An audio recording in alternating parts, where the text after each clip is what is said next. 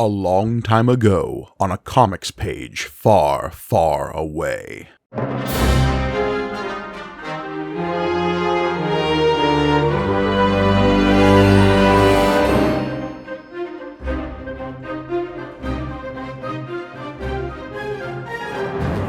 Welcome to Panel Up, your monthly pop culture panel. I'm John Campbell. And I am Mike Gergoni. There's always that nice feeling of where we get to shake the 70s off for a little while. Okay, all right. We're back to modern day storytelling. But we're staying in the Star Wars universe at least a little bit this month. Let's shake off any nostalgia we have for the 1970s and start talking about things with deeply nostalgic for the 1960s and the 1970s. Yes. That's it. We are. Oh man, yeah. This is an interesting. This is the first time we've done, at least on this thing, a twofer, two topics. But they're both Star-based franchises, which means I can bust out my Star Trek hat and my Captain Picard mug. By the way, it says Captain Picard Day. If anyone remembers that episode of Next Generation. Yes. Look, that is just a thing they do on starships to trick the children into worshiping the hierarchy of Starfleet. That's what Lower Decks has taught me. There you go. Indeed. But before we dive into this month's main topics, let's talk about what else we're kind of digging right now, as we always do up top here. Gergoni, what are you into right now? What are you watching, playing, reading? Star Wars and Star Trek mostly. Yeah. I just started playing Star Wars Jedi Survivor over this last week. Oh my god. That game is... I'm only like 10 or 12 hours into it so far. But you're farther than I am, but I just started playing it yesterday because it finally finished downloading. Have you gotten off of Coruscant yet? Yeah, I've gotten through all the Coruscant stuff. Yeah. Okay. Have you gotten to the second world yet? I don't want to spoil too much because the game just came out. No, I've just done the Coruscant stuff. Okay. I will say, for a Star Wars thing, it's so good. But just as a video game sequel, it does the thing that I love when sequels do, which is, okay, all of those abilities you unlocked over the first game, you're just going to start with those, like right off the bat. And yes. Like, it's so frustrating sometimes in video games when you go to the sequel of a game and, like, they have to concoct some reason why your character starts back off at square one. If it's a continuation of the same character. It was pretty loose in the first game that you're like, wait, you forgot how to use the Force? Okay, I'll give it to you, video game. But it was always like, I'm glad this... In Star Wars, there's a little bit of precedence for that, of just like, okay, cutting yourself off from the Force and like your abilities atrophy a little bit. That can be a thing, and it can be a thing. But I just remember being a little bit like, this is very video gamey. Yeah, that I know how to force pull, but not force push. That makes no sense. And it's not too big of a spoiler because it happens within the first like 15 minutes of the game. But the fact that this game immediately starts you off with almost all of the abilities you had from the first game, and then gives you a fucking grappling hook. Oh, baby. Grappling hook is cool. You get to do the Jedi mind trick in it. Right, yeah, that was fun. That's the thing that is cool. You start with all the abilities, and so instead of having to regain those, you actually gain more Force abilities in it, which is very cool.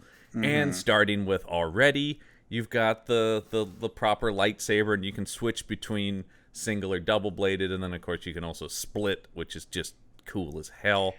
And based on just like the skill trees and what I'm seeing in the menus, I think there's going to be other lightsaber styles that get unlocked down the road. That makes sense, because there's a whole section within when you do the meditation thing. There's the whole section of it where it has your ability to choose fighting styles or stances of lightsaber ability. So I figure there's probably going to be more than just the three that are there. Yeah. But it's great. It addresses so many of my, small quibbles. I love the first game, but there are things like anything where I'm like, that's kind of annoying.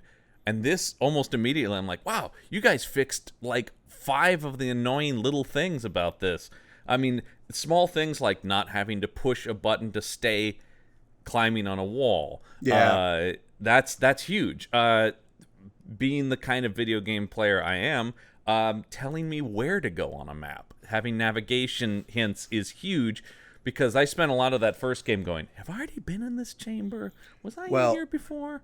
And what I really, really love about this game in particular is the amount of accessibility options available to you. Oh, yeah. This game has gone above and beyond what most video games do in terms of making it a very, very accessible experience, no matter what type of person you are playing this game, to the point where there's even an option to...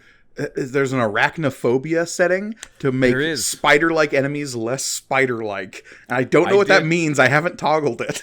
No, I haven't either. And I've seen a lot of people mock that, and I'm like, I mean, it's kind of silly, but at the same time, who's it harming to offer that? Exactly. Like, why is it a problem that you're just offering it for people who might want the option? Like, you don't have to use it, just in the same way that, like, am I going to leave the dismemberment option on? Yes, absolutely, because I like seeing stormtroopers' arms fly off. That's another thing I will say. The stormtrooper kills are so much more varied and awesome in this game. Oh, man. And, like, you have, like, a partner character sometimes in the game. Yeah. Right off the bat, you have Bode with you, who's, like, a jetpack-wielding mercenary type. Yeah. And some of the combo kills that you pull off with your partner character are rad. And they got shown off in the trailer a little bit as well. They did, but I'm just going like, man, because there were a handful of ones in the first game, but I feel like, man, they've really upped. Like, I just murdered the bejesus out of that stormtrooper. Yeah, no, I'm excited to get more into the game, and look, spoilers to what I'm doing after we record the podcast today. Sure. Yeah, that's probably going to be at least a chunk of my later day as well. It's great, though. It's so much fun. Yeah, so I've been doing that. I'm rewatching Voyager right now. So, like, one of the shows we're talking about today was, like, weirdly prescient to be watching Voyager at the time. Yeah, I mean, we'll talk about when we get to Star Trek Picard, but as much of a Next Generation sequel as it is, it's quite a bit a Deep Space Nine and Voyager sequel as well. It's a big Deep Space Nine sequel, which is so weird considering the only Deep Space Nine character who shows up is Worf. I found that odd. Yeah. Well, yeah. I'll keep the show kept reminding me that my beloved Odo has passed on in real life. I know. And I just kept going, God damn it, if only we had Odo here. And, like, we'll talk about it when we get into Picard, but, like, this season really did feel like it was trying to be the capstone on a bunch of different shows, but it had to keep coming back to the Next Generation stuff. A lot of people talk about it. It's a finale not just for Next Generation, but for that entire, like, 90s Star Trek. Yeah, that's what it sort of felt like. And I'm rewatching Voyager right now. I haven't even gotten to the 7 of 9 stuff yet in my rewatch. We're still enjoying episodes with Kes. Ooh, enjoying and Kes in the same sentence. Interesting. Fresh eyes, I think Kes is a decent enough character. They're really aping some X-Men stuff, is all I'll say. Yeah, I mean, one of Kes's problems is her power set ebbs and flows all the time, depending on what they need her to do for the plot. 100%. She's Jean Grey. I'll say this. Yeah, and I'll say this. She doesn't irritate me as much as Neelix does. Well, Neelix, I have a whole other set of issues with Neelix, mostly the fact that he's in a relationship with a 2-year-old. Because Kes's species only lasts for 9 years or something, is how long they live. Yeah, Kes and Neelix are just a weird aspect in that show that always felt othered to me. And then particularly once she leaves, and then once she leaves and 7 comes in, then it's really like, okay, what do we do with Neelix? And the answer is different stuff all the time. And every time I watch Voyager, I'm like, all right, this guy's here the whole show. Yeah, and, like, I don't know. I like him bouncing off of Tuvok, and I like him bouncing off of Chakotay. He's better in things that aren't about him, like in reaction to other characters. I actually feel the same way about Chakotay. I like Chakotay in stories about commanding the ship, but when they deal with Chakotay, like Native American mysticism, you're like, eesh. I actually went on a really deep dive of reading a lot of essays about Chakotay and how they handle the Native American stuff with him, and just how much of a blend of a bunch of different cultures it is, and how problematic that is. They handle it as well as a bunch of white people who think they're trying to handle it well would do it. I mean, it is like a lot of Star Trek, right? It is sort of a thing where it's like, I know you guys have the best of intentions. I know you do. And I can feel that. They think they're doing a great job. And so much is saved by the fact that Robert Beltran is really good in the part, right? Like, so much of it is I really like that guy. But there are times, most Chakotay-centric episodes are like, oh, God. I just watched the one where they find his ancestors on a different planet. Yeah. And that's the one that actually like really confuses what his actual heritage is, because that one outright states that his tribe is Central American in origin, even though all the rituals he's performing are like American Southwest, like Apache and like Sioux stuff. Right. Yeah, and he says in the pilot I can't remember what tribe he's actually from. He says in the pilot, because Paris says something, and he goes, actually, I'm Dakota, or something like that. But once again, all that gets, the more detail they add to it, the more confusing it is that you could put a label on anything this guy comes from. Yeah, no, exactly. And he becomes a collection of, it is very much it is what I often complain about on network TV and even some streaming shows where it's like it's box checking, where it's like, we've got a Native American, so he represents all Native Americans. And you're like, God, that's not good. And especially in Star Trek, which has always been, or at least strive to be a little bit more high-minded about that sort of stuff. Oh, yeah. It makes for... It put me on a path of some very interesting reading, I'll put it that much. Sure. And I know that there's been a lot of people who've put a lot of thought into their opinions on Chakotay, and the fact that, like, okay, yes, he is like a very problematic stew of different tropes and cultures, but he is also Native American representation on a Star Trek show, and that was never a thing before. That's kind of the whole of the franchise, right? You go back to the 60s show and you're like, man, a lot of that stuff ages poorly. But when you think about it, in 1966, no one was doing, I mean, that's the thing where it's like, some of the Uhura stuff is kind of, but the fact that Uhura's there is gigantic leaps and bounds above other TV. So it's always, you take it all with a grain of salt on that stuff, and you always have to put it in its proper context, right? It doesn't mean you don't talk about that stuff, but it is kind of like, how much do you go, boy, they were doing the best they can. Once again, I always look at, like, intention does matter on those things, and they are trying to do a good thing, even if it's still through the lens of, it's the 90s, man, and the detail wasn't there. No, and that's what I enjoy about the rewatch, right? Is like, Voyager is not my particular cup of tea in terms of Star Trek. It's probably the lowest. Well, Discovery is my least favorite, but of that era, Voyager is probably the weakest. Although it has some high highs. Sure, but it's and I'm rewatching it because consistent. It is my girlfriend's favorite show, and like she named her cat after 7 of 9, and like she really loves the show, and I'm enjoying it. And what I really enjoyed doing while watching it is putting stuff in context of the time, and like going down the rabbit holes of like continuity stuff, which I always love to do in Star Trek because it goes all over the place. Well, Star Trek also, much like Star Wars, has layers of continuity. The thing that Star Trek doesn't have is sort of the actual Legends banner. So you will literally, if you look up a character, I listen to a lot of Star Trek podcasts. I know everyone's shocked. But they were talking about Voyager. They looked up the oh God, who are the sisters? The Delaney sisters, who are that Paris and Kim are always trying to get with. But they just looked them up on Memory Alpha and then Memory Beta, which is the rankings of canon. And like one of the Delaney sisters dies in one book, and another one dies in another comic, but then in some they're both still alive. Like there's a lot of stuff like that. Where if you for those who don't know, Memory Alpha is like the Star Trek wiki of most repute.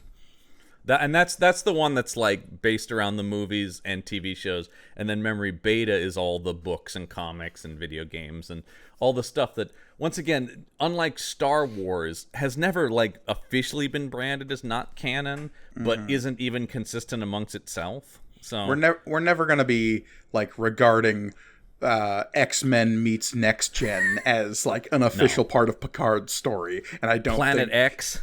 Yeah, I don't think anyone in this say. show that we're talking about today had any even awareness that that book even exists. I love the guys who are writing the current IDW Star Trek title, which I highly recommend. All the IDW Star Trek stuff that's going on right now is excellent. But And the IDW needs all the help it can get right now. yeah, man, go out and read those Star Trek books, though. They're great. But they talk about, they're going like, we are writing this as if it's canon until a show refutes it. But like, we basically the interim of Next Gen and Voyager to Picard is where the comics are sort of taking place in that gap of Which time. is technically where Lower Decks takes place too. Yeah. Which I find interesting. It's sort of in that kind of era, and also they have a Lower Decks comic at IDW that's very good. Fun. But so yeah, I just think, but that is sort of thing where it's like, well, we consider it canon, and we'll continue that way until a show says this didn't happen. Right, exactly. Like you've seen a bunch of comics that are continuations of stuff do that in the past. The Buffy comic is the first one that comes to mind. Yeah, And obviously Canon that until it's had refuted. yeah. there's a new Creed comic coming out that is very much like Creed 4 until Creed 4 exists. Huh. Weird.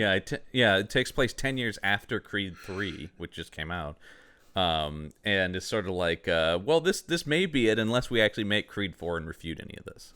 Okay. Interesting. Huh. But Micah B. Jordan is like outlining it, so I mean, it's that's as canon as you get, I think. Sure. Yeah. Yeah. So a long way to say, you've been rewatching Voyager, you've been playing Star Wars. That's You're pretty much really it. you are on brand for this show, man. I mean, You are- I'm a Godzilla movie away from finishing my trifecta. I guess the new teaser for the new Godzilla X Kong movie just dropped. That's It's right, called that's right. Godzilla X Kong: The Final Empire. Yeah, whatever that means. Yeah. I just like that it's Godzilla X Kong. Like, it's not versus, but they might They be are. hooking up. Or it's the new Empire, sorry.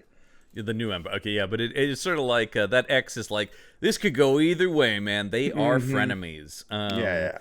No, it's a real that's what Goku Vegeta thing going on there. Sure, yeah. Well, let's see. What What are you up to? Yeah. Well, no surprise here. I just finished what I just adore. Perry Mason, season 2 of Perry Mason just wrapped up on HBO Max. God damn, that is some of the best noir television I've ever seen. And it once again ended in a very complicated and devastating manner that forced Perry Mason to look at himself and his morals, believe it or not. Did he glance at the void within his soul, and did the void look back, John? That might have happened. Oh, yeah. It's a noir story, so. It's a noir story, and as somebody said at the beginning of the season, is very much the case. Even when you win, you lose, Perry. Yeah. So- Look, if the main character of a noir story isn't walking away a broken human being who has compromised the last shreds of their decency to accomplish what needed to be done, then what are we even doing here? Yeah, that's it. And that's very much what it is. He did the right thing at the cost of to himself quite a bit. So that's great. The show I'm absolutely obsessed with right now, though, is Mrs. Davis on Peacock. Wow, this is an original. I keep telling people to watch this because I'm going, number one, not only is it actually original in that it's not based on anything. Friend of the show, Jerry Chrisman, was going, it's great, John. Is this based on a comic or something? No, it's a totally original show. It's from Damon Lindelof, who I'm a huge fan of, who did Lost and The Leftovers and Watchmen.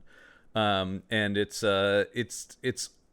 unlike anything I've seen. It's a science fiction show about a world where basically Alexa, the Amazon app, has completely taken over the world, but in sort of a benevolent, not like Skynet way, but it's just like, oh, everybody just does whatever she says, and it's just accepted. Everybody wears an earpiece that you get instructions from Mrs. Davis, which is the algorithm AI in the show, and then it follows the main character is a nun who joins up with a resistance party against Mrs. Davis, who has asked her, the algorithm has tasked Sister Simone with finding the Holy Grail. Well, okay. I gotta say though, but I mean, like, not only does that already sound insane, you're like, oh, another one of these shows. This is Betty Gilpin from Glow. Cool. Betty Gilpin is the star. Jake McDorman is the male lead, and he's great. He was on What We Do in the Shadows, and he was in the Right Stuff miniseries. It's really good, but it's really funny, but also really violent and sad, and it is wildly original television, which is what I'm looking. I'm looking for a show where week to week, when I tune in, I don't know what's going to happen, and that is not always the case. So I absolutely love this show. I think they're 5 episodes in. And I can't recommend it enough. If you have Peacock, you must watch Mrs. Davis. If you're at all a fan of like genre stuff, looks like there's going to be 8 episodes this season. Interesting. Yeah, it's really, really good stuff. Very cool. And like I said, yeah, and then the other thing that's also a very original and very on brand for another show we do, Meet the Monsters. I went and saw Renfield, which I've been meaning to go see that. I absolutely love this movie. There are sometimes you see movies. I see a lot of movies. And there are a lot I like, but then occasionally I see something like that and I go, damn, I wish I made this. Like, I was jealous that somebody else made this. It is such a good idea for a movie. The idea that it's Renfield, it literally starts, well, this isn't a spoiler because it's the beginning of the movie. The prologue of the movie is the 1931 Dracula, the Bela Lugosi movie. Interesting. They reshoot whole scenes of it in black and white in the close cropped 1:3:3 aspect ratio, reenacting scenes from the 31 movie with Nicolas Cage and Nicholas Hoult as Dracula and Renfield. That feels like a Nicolas Cage idea. Like, he's the one who pitched that. He's literally doing the, like, I don't drink wine. Yeah. You know, he's literally doing all that, and it's great. And you've got Nicholas Hoult doing the weird Renfield on the Demeter and stuff like that.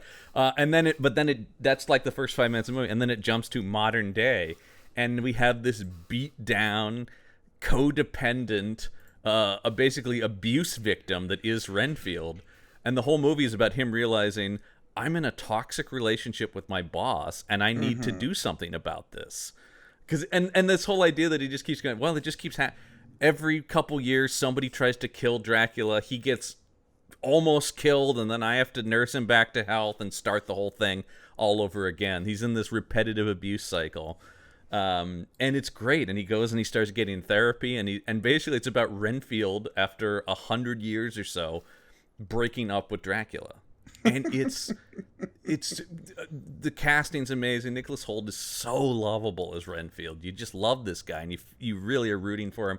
And Nicolas Cage is having the time of his life as Dracula. You can feel in every moment he is jazzed to be doing this. Oh, of course. Like, I think there was in some interview years ago where it's just like, there was like 3 roles I still need to do, and one of them is Dracula. One of them is Dracula, and of course, because he's a huge nerd, he goes, I took this from Lugosi, I borrowed this aspect from Lee, I took this from Oldman, and combined it into... And that's what I do like about the movie. He does sort of create this amalgam that is sort of like a platonic ideal of a Dracula, all Draculas mixed together. I mean, that's always the Dracula in my head, right? Is some kind of like weird platonic ideal with Lugosi's eyebrow, but the fangs of Christopher Lee and the joie de vivre of Gary Oldman, and like... And then, of course, and a healthy just dash of weird Cage decisions in this movie. There's so many weird line readings or physical movements. You're like, wow, nobody else would have done that. And it's so compelling.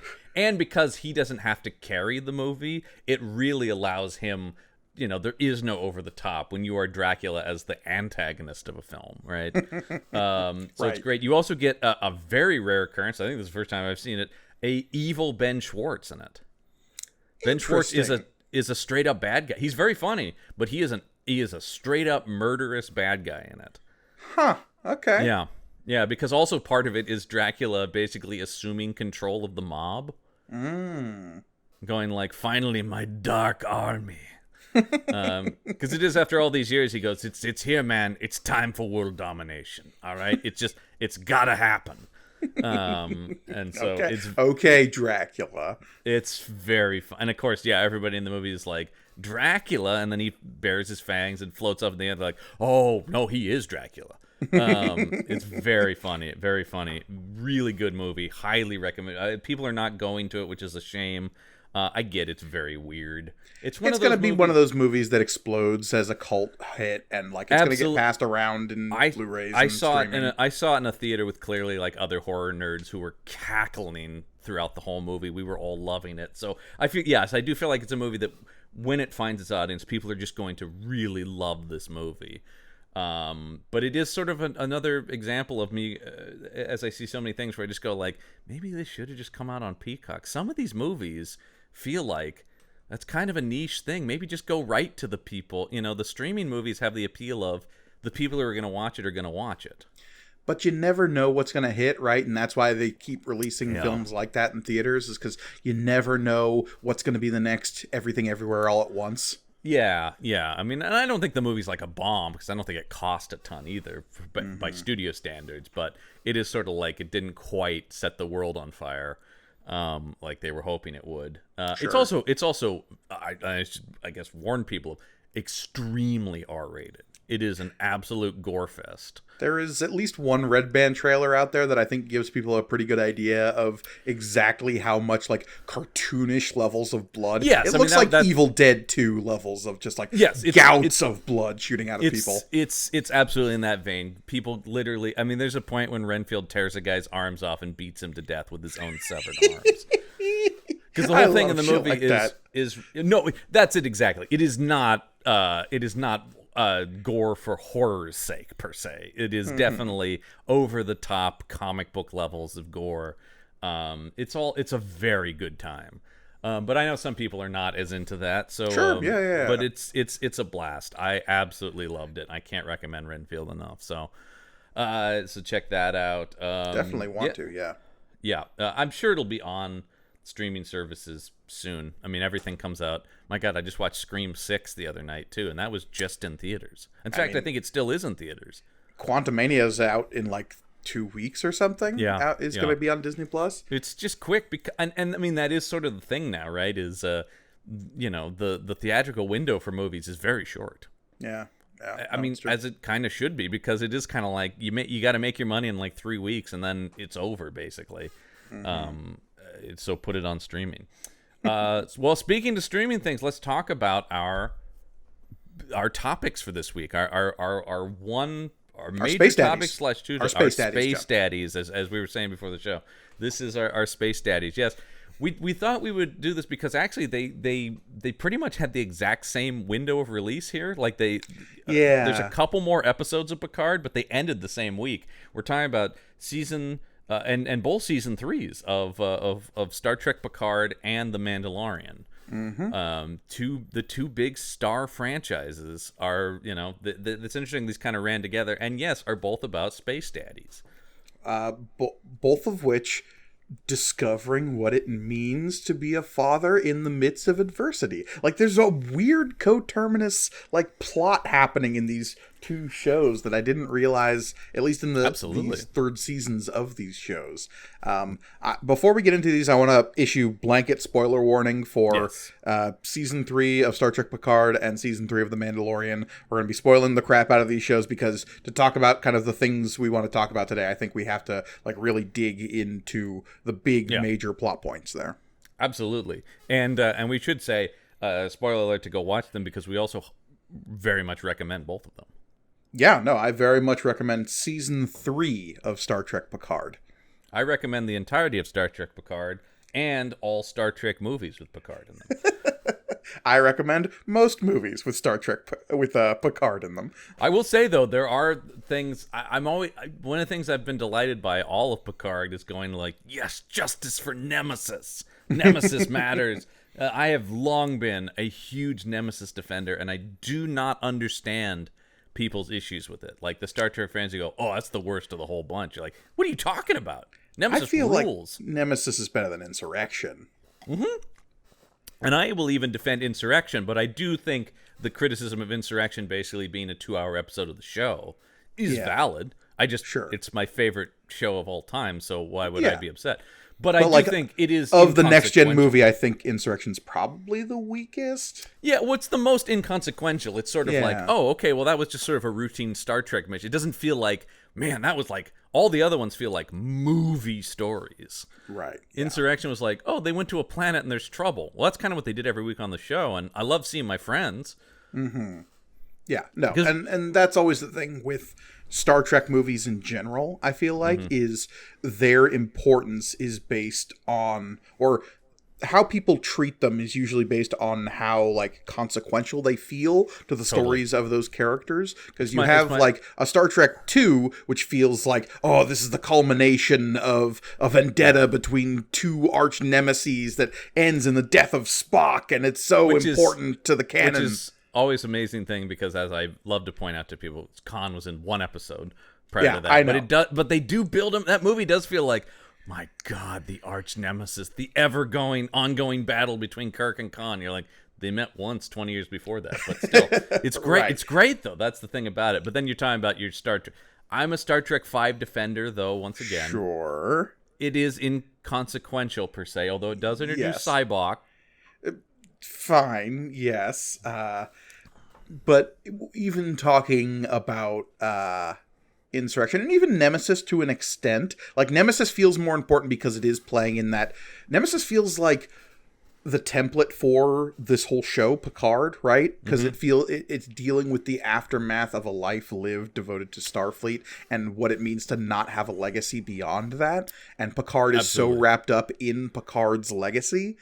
That's what the whole show is about, really. That's the thing about Nemesis, and I feel like the thing that's always been disappointing about Nemesis, not as a movie itself, but its placement, was it was the, like, kind of finale to the Next Gen thing, but it was sort of in this, like, well, this is either the end, or if it does make a bunch of money, then we'll go forward. So it sort of does this, like, stutter step of giving an ending to the Picard story. And I feel like that was very much, I highly recommend any interview with Terry Matalas, who was the showrunner of Star Trek Picard Season 3, as him sort of going, like, I kind of wanted to do the thing Nemesis promised to be, that they just didn't, because like, Paramount was in this weird, like, yeah, we should. I mean, you remember the posters for Nemesis were like, a generation's final journey begins. Yeah. But even still, they're going like, well, maybe this is just step one of an ongoing final journey. Right.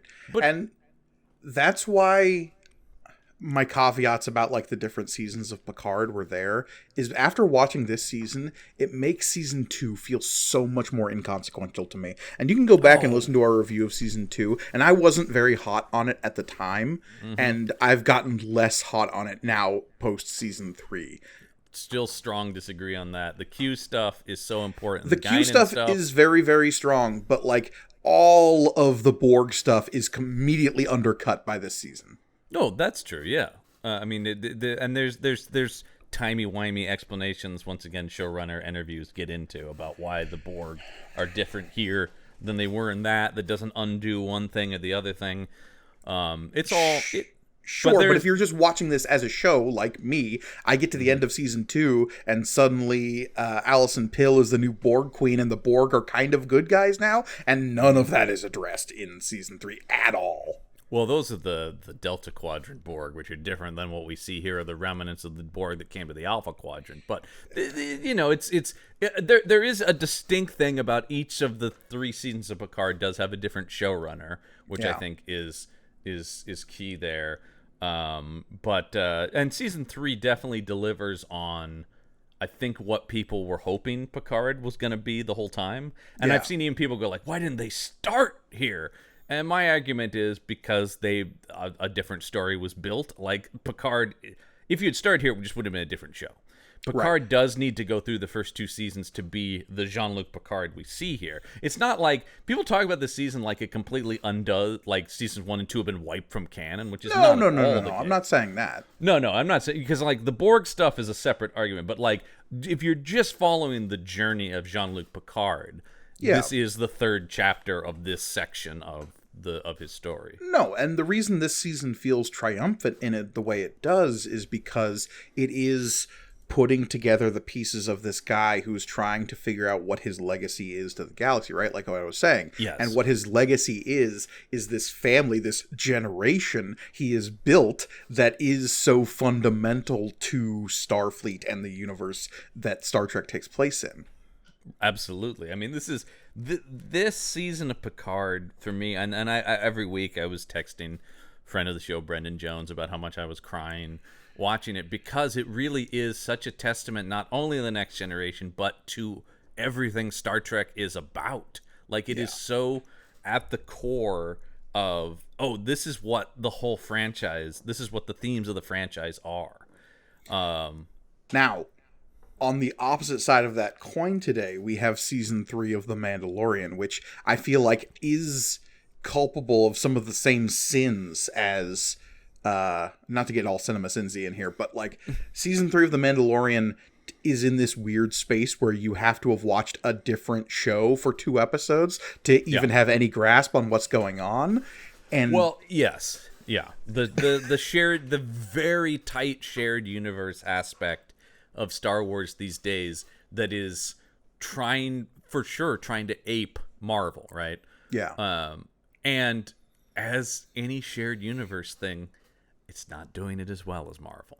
No. Well, look, when you have a show called The Book of Boba Fett and 2 episodes don't have the character of Boba Fett in them and are instead 2 episodes of a different show, you have some issues that need to be worked out. I stand by my book of Boba Fett review, which is everything in it is awesome. It doesn't necessarily cohere as a show. Now, every individual moment fucking rules, but it is sort of a thing where you're like, from week to week, I don't know how it holds. It barely holds. I said what I said at the time, I think, is they should have just leaned into it being the Book of Boba Fett and just literally stated, these are all individual short stories that are in no way trying to come. Because when it kind of tried to come together at the end, you're like, was this season about anything other than Boba Fett rules? Other than we need to get to Boba Fett riding a Rancor. That's all that this was leading to. And once again, awesome stuff. That's the thing. That's why I have such a, when people bash on Book of Boba Fett, I'm like, oh, I get the criticisms, but I love that ride, man. I enjoyed every moment of that thing. But it's this thing where The Mandalorian as a show is building the story of someone accepting being a father, right? Like, I think that's the main arc of The Mandalorian. Din Djarin.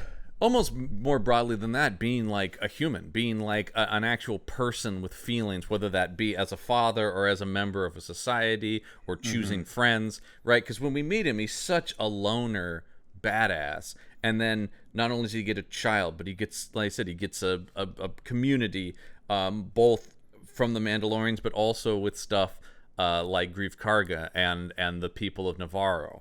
Right? And so you get all these things, and it's really about this guy finding his way back to humanity in a lot of ways. And season 3 is so interesting because it is presenting this synthesis of different ideas of what it means to be a Mandalorian, or who even is the Mandalorian. Obviously, it's Din Djarin. It's our baby boy, Pedro Pascal, though interestingly we'd never see his face this season, and they've given to crediting the stunt actors more and more of late. I don't think he was on set hardly at all on this one, especially because he has a whole other show. Yeah, and that's fine. I mean, once again, the vocal performance is great, and it's always been a mixture of people. It was never wholly him anyway. So the shared physical performance across the 3 to 4 people that play Mando on a regular basis is very consistent. But what I find interesting about it is between seasons 2 and 3, we have this character who seems to be growing more and more comfortable with removing his helmet, becoming more and more person-like, as you say, and like breaking the conduct of this really strict Orthodox society he was raised in. And while season 3 is about finding that synthesis between what sect of the Mandalorians he was raised in and what the Mandalorian as a culture as a whole is, and we get Mandalorians who remove their helmets all the time in the form of Bo-Katan and all of her remnant night owls and whatnot. But we never have Din Djarin like really bridging the gap. It's more Bo-Katan's job to do that, which I found interesting. It is interesting, and I mean, I almost look at it as whether it's a necessity of production or not. I look at it the way, I mean, I'm presented with information. So my read on it is he has come to accept he doesn't have to keep his helmet on, but that is part of his accepting of his self, right? This is who I am. I don't. It's a little bit like I don't have to be this anymore. I choose to be this now. Right. No, and it is part of like accepting a piece of your cultural orthodoxy as, no, I want to do this, not that they're forcing me to do this. Because one of the things I loved about season 3 was the unification of all Mandalorians, right? It is sort of like because where Din comes from is, or is it Djarin? What's his first name now? Because the Grogu thing at the end threw me. Oh, when Grogu's name is now Din Grogu. I took it as a Japanese naming convention because of samurai stuff. But that's not always the case, because Boba Fett and Jango Fett, or isn't Kryze Bo-Katan's last name? I don't actually know. Bo-Katan is from Clan Kryze. It gets weird when you start talking about clan names versus personal that's what I mean. names. Well, Kryze is the family name or the clan name. Yeah, exactly. So there seems to be inconsistency, and I guess that makes sense because there are these different sections of it. But anyway, so I'm going to keep calling him. I'm just going to call him Mando because that's what I call him. All right, old man. Well, Grief Karga and I are like, Mando. I love that Grief rolls up on this camp full of Mandalorians and shouts Mando, expecting one of them to turn. Yeah, well, only one of them do I call Mando. And just the gift that keeps on giving, that is Carl Weathers. I love that man so much. Did he direct an episode this He did season? direct an episode. I think he directed the one where they chased down the dragon creature. Oh, nice. Fun. That was a fun episode. I'm pretty sure that was the one he did. He's great. I always love when he directs. Yeah, I think that was the one he did. This season has a lot of involvement from Rick Famuyiwa, who's been on the show but has now yes, he did direct that one, chapter 20, The Foundling. But Rick Famuyiwa, who's been with the show from the start as a director. Yeah, he directed some of the season 1 and season 2 episodes. Yeah, he definitely. I know the one for sure he directed in season 1 was the Prison Break one, which was great on the New Republic, prison station or whatever. The episode called The Prisoner. But these aren't burying the lead, these titles. The only one that was actively, I'm not going to say misleading, but was definitely well, there's got to be more to this, right? Was this season had an episode called The Spy, and it's okay, there's that one character in the first 10 minutes of the show who is a spy, but then that title made me start trying to second guess myself. I was oh, are there other spies? Is there someone we can't trust among the Mandalorians? I know, right? So no, he ended up he's directed 6 episodes in total. He did chapters 2 and 6 in the first season, chapter 15 in the second season, and then he directed 3 this season. But he's also been bumped up to executive producer and one of the writers this season as well. I watched an interview with him where he was talking about. So I definitely think there's been, and that makes sense in a world where I think Filoni in particular is less involved this season, simply because he's really launching Ahsoka. So I think he's really launching Ahsoka, and then there's all the news of him actually directing the movie that is going to be the capstone on. Yeah, whenever we get to that, I don't know when. I don't think there a date was some on that? There was some interview where he was giving a rough estimate of just in 5 to 6 years, somewhere in there. That sounds about right for Star Wars these days. You know what they need to add? In 5 to 6 years, and then caveat of or ever for any Star Wars movie announced. Yes. Like with anything, I go, hey man, that sounds cool. The Filoni movie sounds cool. We'll see if that happens. Same thing with James Mangold doing a biblical epic about the Jedi. Awesome. We'll see if that ever happens. They're bringing Rey back. Maybe. Everything is just, we've seen so many. I can't with the movies. We've had too many announcements for me to just go until I'm literally buying tickets to something or at least see a trailer. Yeah, remember that Rian Johnson trilogy we were supposed to get? The Rian Johnson trilogy, there was that huge promo with Patty Jenkins for the Rogue Squadron movie, where she was out on a tarmac and stuff like that, and you're going and then that's just gone. That's dust. Taika Waititi maybe is making a Star Wars movie. We're still talking about it. In amongst 18 other things he's attached to, which I did see the trailer for his new movie, which I can't wait for. Next Goal Wins, which is about the greatest losing streak in the history of the World Cup for the American Samoan soccer team. Looks very funny. The whole thing is that they just want to score 1 goal in a match. That's their bit, because they keep losing 30-0. Looks very funny and very Taika Waititi. And as the trailer proclaims, from the director who lost the Academy Award for Jojo Rabbit. So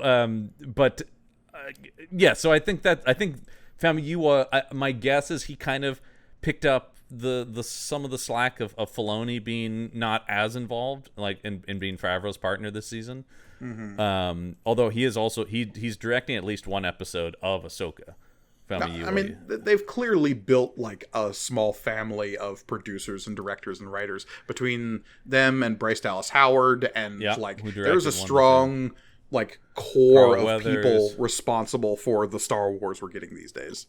Yeah, and specifically Mandalorian seems to have, even within itself, whether it be Carl Weathers or Bryce Dallas Howard. I don't think Taika did one this season, but they he got to say yes and no. Well, he did get to be in it, and he got a little bit at the end. He got a couple more lines. I do like Marshall, IG-11, So I mean, there is sort of a stable of people that make this show. That I don't know that they have like a formal writers' room, because I think am I right in that every episode this season was at least co-written by Jon Favreau, if not wholly written by him? I think I saw his name on every script. Yeah, I believe so. And that's great. There's no question this is the Favreau show. Like he works on the other stuff, but this seems to be his main thing, in the way that it seems like Ahsoka is going to be Filoni's like main thing, and then they kind of will dabble elsewhere. Ahsoka's his child. Sure. That's what I mean. Yeah, but I'm saying like it's sort of like and I think Mando is that for Favreau, right? Like this is definitely the thing. And then Robert Rodriguez did the Book of Boba Fett stuff, although, there's a lot of who knows about the rumblings of that show maybe getting, and that's the one I kind of believe some of the rumblings though, where it's like they were making one thing and then somebody goes, "Hey, you got to tie up these loose ends." It's like, okay, that's like Book of Boba Fett may have been compromised by brand integration stuff that was out of the control of the people actually making it. No, and like, look, we've this isn't even the first time we've seen that in Star Wars, right? No, it's a tricky thing, and I'm always amazed at when we talk about the shared universe, and like I said with the MCU and stuff like that, just what are they doing better than other people? I don't know what it is. It is a little clumsy everywhere else, and you kind of see the stitches much more than you do at Marvel. I'm not gonna say you don't at Marvel, but they are way better at building that. And I don't what do you think that is? Do you think everybody always talks about the Feige of it, that nobody else has a Feige, and that may be a piece of it, but it's not like one man really is Marvel. No, because let's jump back to Picard for a second. You think about all the Star Trek that's being produced right now, and it is a shared universe. Like, it is. Talk what you will about timey-wimey bullshit that Star Trek gets up to in terms of, like, the Kelvin timeline and whatnot. But, all of the Star Trek shows being produced, whether it be Lower Decks or Strange New Worlds or Picard or Prodigy or whatever, it is all taking place in the same universe. It's not as interconnected, or it's not even trying to really be, I think which is part of its strength. That is part of its strength, and it was never set out to be that. They made a show called Star Trek, then they made some movies, then they made Next Generation, and they go, oh, well, that'll take place later, so that stuff is canon. They built a shared universe sort of naturally, and that's just continuing to this day. So Star Trek is sort of, at this point, it's in its DNA. It doesn't have to try to be a shared universe. And actually, I think it's key that when something like Discovery, which has never really, I mean, it has a fan base. I'm not going to say, while I may hate it, I know there are people, and I watched 3 whole seasons of it. I'm a hardcore Trekkie, all right? I gave it as much of a shot as I could.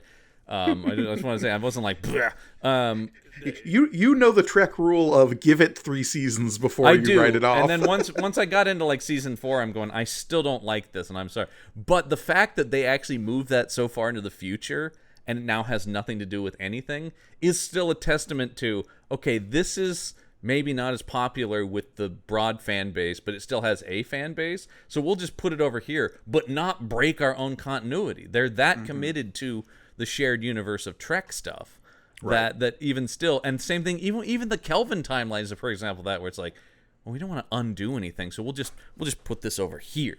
They've always been good at that, but like I said, it's sort of built naturally. It wasn't, this was in the 80s. They weren't thinking, brand integration and stuff like that. They just go, we want another Star Trek thing. And the Sure. writers went, it connects. My point, though, is that today Yes. they are thinking about that sort of thing. Oh, absolutely. So everyone who's producing the shows that we're getting now on Paramount Plus, Picard included, are thinking about like how this fits into the grander scheme of things. But it's less about trying to tell some kind of complex web of narrative and more about looking at the toys in your toy box and wondering how to tell a good story with those. And I think that's what Marvel excels at, that these other ones are less good about doing.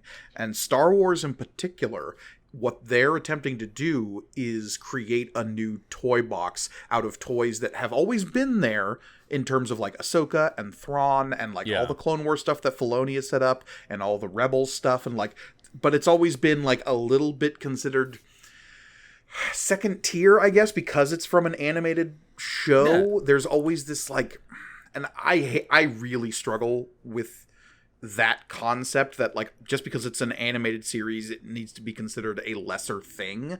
That always rubs me the wrong way, but it seems to be a general consensus, which there are I some dislike. people who just won't watch a cartoon, you know what I mean? Right, Like that's exactly. the thing, right? There are some people like that, and I do think there is, and Star Wars is sort of one of the first things that's doing this. Like there is something interesting, not that it's considered, but it's definitely considered different. It feels like it's a different medium when it's an animated thing. So to characters jump back and forth is that's kind of a new thing. Yeah. The idea of a solely animated character becoming a live action character. But then the other thing you do, because those shows I think get less viewers than something like The Mandalorian, when you bring Ahsoka in, you need to be able to tell, and I think they've actually done a pretty good job of this for the most part, is bringing those characters in naturally. And my barometer is always my father, who loves Star Wars but only loves the movies and now watches the shows, but has never paid attention to anything happening animated. Literally the other day he goes, do you think I should watch the Clone Wars? So Yeah, here's I know you never will, but you should. great example of this is Bo-Katan, right? Yeah. Because in terms of like Filoni's like children that he's created over the years, there's Ahsoka is definitely like the cherubic perfect angel child that he is woven through all of Star Wars canon somehow. But Bo-Katan is like a close second, honestly, because you start with her in I think it's season 3 of Clone Wars when they introduced her. When they introduced all the Death Watch stuff. Obviously, her sister got introduced earlier than that with the whole Obi-Wan, Duchess Satine thing. But the fact that we've seen this character evolve over the course of 3 different TV shows and eventually emerge into live action, and it all be played by the same person is unheard of. It's insane. Yeah, that doesn't happen. I mean, and the jumping, and I was listening to Katie Sackhoff on a podcast somewhat recently where she was talking about, she goes, I never, I would always, she said I would kind of joke, if you ever put Bo-Katan in a live action thing, you should cast me. And she goes, that doesn't happen. You don't cast the voice actor. No, in some ways she's got a leg up on, she's actually mostly a very successful live action actor, so it's not that wild. Ashley Eckstein would have been much wilder had they cast her as Ahsoka. I feel like that would have been, and I know there were a lot of fans really pushing for it, but it certainly would have been more unprecedented than once again somebody who was already pretty famous for being in live action stuff. Right. No, and so when you have the toy box that Filoni made, and that is what Star Wars is attempting to play in now, but the problem is that toy box is not stuff people are familiar with, so it might as well be brand new. So they're trying to put together something, this whole new universe in front of people's eyes, and then saying it's all connected, as opposed to building a thing like Star Trek has, which is like generations of people, pardon the pun, consuming this universe and becoming complicit in its continuation, so that when you get to a point with Picard season 3, when you have Tuvok showing up and like giving condolences to Seven of Nine on a show that is ostensibly a continuation of Next Generation, but at the same time you're like, oh, of course Tuvok would be here and be consulted because he's the security guy, and like, why wouldn't he be consulted about the infiltration of Starfleet? Well, and I do love even things like, I love when they're talking about the changelings that are so at the core of this season of Picard, and Seven of Nine goes, oh, I've never actually dealt with them. I'm like, right. She was basically going, I wasn't on that show. Yeah, but I she probably wasn't on read a Deep file Space of Nine. She wasn't on Deep Space Nine. They were a Deep Space Nine villain. And that's why, like, not having any Deep Space Nine characters in this show was so weird to me when the Changelings came up. I was just like, oh, we're dealing with the Changelings. That is a pretty fucked up thing that that Starfleet did. That makes for some cool repercussions. But there are no, like, where's Sisko? Yeah. What's going on here? Yeah, I mean, listening to certainly once again, I don't. Well, I both do and do not envy the role Terry Matalas had to continue the story, because I've seen a lot of interviews with him. What about this? What's about this? He goes, dude, we would have loved to get every single character, but a lot of it is time, money, schedules. Because there's things like, why isn't Guinan in the last episode? It's like, well, because Whoopi Goldberg couldn't make it, and why wasn't Wesley Crusher in a thing? It's like, we couldn't work out a thing with Will Wheaton, and you know, there's just some stuff that gets compromised because there are people and moving parts. I would respect that for the most part. And like the Will Wheaton stuff, I'm not super upset about because he's off being the Traveler or whatever. Well, and we got enough of a fun little comeback of him in season 2 of Picard that explains, you know. The fact that in the last episode of season 3 they say, "Oh, Guinan's giving us the side eye," and we never actually see Guinan, weirded me out. I mean, I think that was definitely like, we want to keep her. It would make sense for her to be here, but she's not here. But there was a lot of stuff like that. Or, you know, I mean, and look, Paramount was already upset about apparently how much they spent to rebuild the Next Generation bridge. So, but it looks so good. Yeah, it did. But apparently that was Matalas said he really had to fight for that, because they're like, it's going to cost how much for the last 2 episodes? I loved the crack about the carpet too. It was so funny. The thing I've missed most of all, this carpet. I love being back with all of you, but I have to say I miss the carpet most of all. No, it's just that whole sequence was obviously, I was just in tears going, my childhood. That's the thing. And the huge difference between Mandalorian Season 3 and Picard Season 3 is, like, Mandalorian Season 3 is the culmination of this story that we've been telling over the course of 3 seasons. But Picard Season 3 is the culmination of a story we've been telling for the last 40 years. And it's the thing, that's the thing about, it's the thing you can't fake, right? When you do these things, you can't fake that these actors have been playing these characters and working together. And that chemistry is just there. It's baked in. It's almost not that, I mean, the writing is still amazing, but it's almost like they'll get it there even if the writing isn't, because that's Jonathan Frakes playing Riker. And when he's in a scene with Troy, I've seen all of that relationship across decades. When Picard and Geordi confront each other and they're not sure if each other are changelings, and Geordi is like, "What did you give me as my wedding present?" It's like, well, I gave you this bottle of wine. It's like, you said it was too tart because your taste in wine is pedestrian at best. Yeah, and Geordi's just like, that's him. It's him. That's him. So good. There's that stuff where every moment in it, you're like, oh, I know these people. There might not be an ensemble of characters I'm more attached to than that crew. I've been watching them almost my whole life. Like, I was... I go back to being a little kid. I remember watching the finale of Next Generation when it aired when I was 5. Like, you know, it's been my greatest love in pop culture my whole life, basically. I can't necessarily claim the same, like, deep attachment to it. Sure. But at the very least, like, it was a mainstay through my youth, and it was my Star Trek right from the get-go. That is, yes. Next Generation, we are kids of the Next Generation, right? Yeah, like 100%. That was our thing. And I love the original series, of course. But the original series was always... it just existed, right? I always talk about my main Star Trek fandom is Next Generation, and then the movies with the original series people more so than actually the original series. I grew up just obsessively watching those movies. And I came to all of that stuff way, way later because I was off doing Star Wars stuff. Well, that's it. I mean, that's it. You know, obviously, like, it was just my dad was a Star Trek and Star Wars guy, so we had those tapes. So they were equal, you know, on the shelf. Star Trek was next to Star Wars. So it was all, you know, I would watch Wrath of Khan and Empire Strikes Back. And that's also been one of the reasons I wanted to do this episode is as somebody who's constantly, I hate the fucking, I mean, it's fun, but like, if you're really serious about the Trek versus Wars thing, it's the same thing with the DC and Marvel thing. I'm like, you're just missing out on good stories. You know what I mean? Like, if you're just like, no, I only do Star Wars. I'm like, well, that's too bad. No. Or same thing with Star Trek, you know? Like, I engage with them differently. I definitely have a more... And also, I mean, there's a big difference between, up until recently, a handful of movies and hours upon hours of television. I think I probably have more emotionally invested in Star Trek, but that's just because that world seeped into my bones more.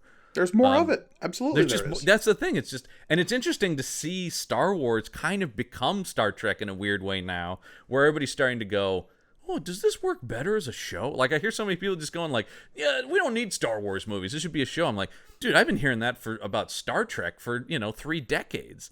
People always going like, do they even need to make movies? And actually, I do think in today's world, particularly, like, one of the big things that works about season 3 of Picard versus the movies is it's 10 hours long. Yeah.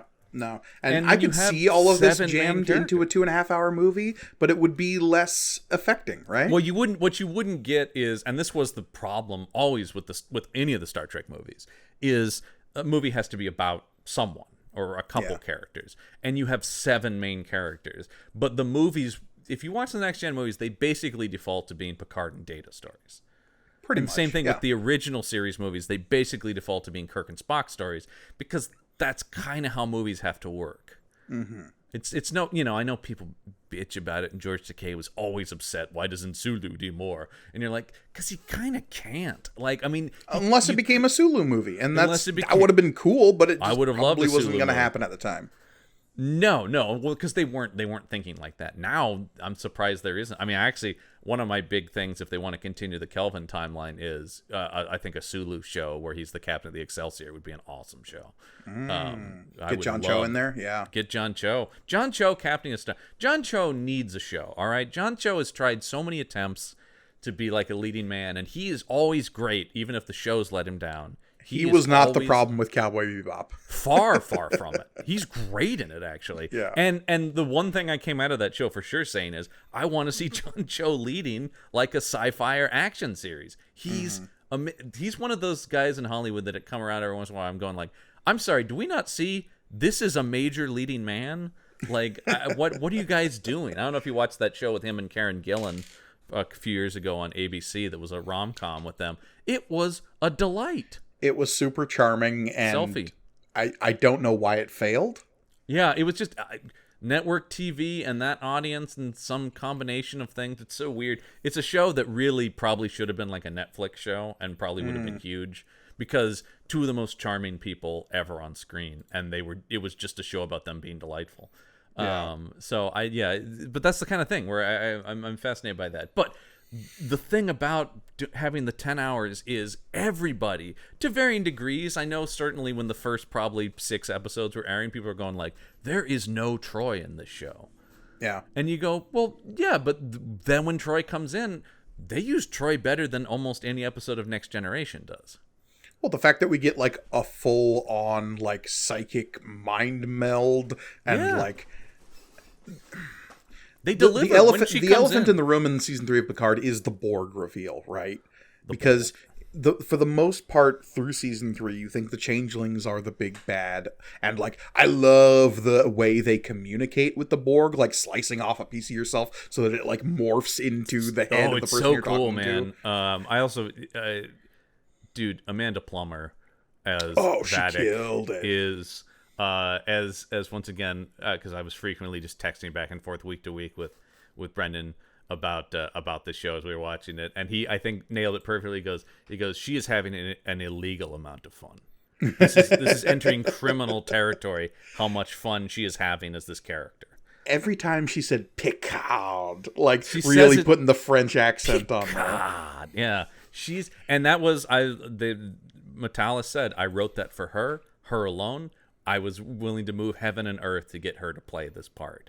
And, of course, being the Trek nerd I am, the fact that her father was Christopher Plummer, who played General Chang in Star Trek VI. I love the lineage of Star Trek villains that is. But, oh my God, she's spinning in the captain's chair like a little kid and cackling. And I'm just like, this is so good. But the thing about the Borg reveal that I was going to bring up, I love the Changeling stuff, but it, as you bring up, Picard isn't part of Deep Space Nine. Yeah. So at the end of the story, it had to come back to something that mattered to him, right? It had to be, and that was from day one what Matalas said. His pitch to Patrick Stewart. He goes, "What's season 3 going to be?" And Matalas he said, "Jean-Luc has a son, but he finds out that it's Locutus' son." Yeah, and I Patrick understand Stewart that went, pitch, I and love it. It's a very powerful pitch, but I can't. In isolation, I really love this season.